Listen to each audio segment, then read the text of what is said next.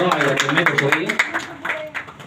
وأود أن أوضح أن العلاقة بينه وبين الدكتور سيد الفقي ليست علاقة عمل، هي علاقة الأب بالأبناء والأبناء بالأب، وهو الموجه والمعلم لنا دائما، ليس فقط في التنمية البشرية ولكن أيضا في كل علوم حياتنا.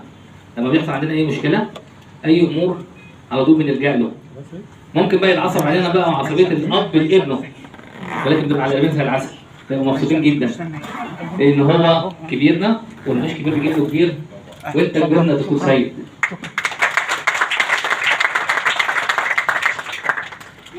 وأود أن أوضح أيضا لسيادتكم أن اليوم الثلاثاء، هذا اليوم العظيم الذي أعتز به 30 من شهر مايو عام 2023 هو المؤتمر الثاني للتنمية البشرية للجميع، وبإذن الله سيكون كل عام يوم 30 مايو هو اليوم الثانوي للتنمية البشرية للجميع. الأمر الآخر، في هذه الذكرى وفي هذا المحفل الإنساني العظيم نرجو من سيادتكم الوقوف في أحداث على روح الراحل العظيم إبراهيم الفقي.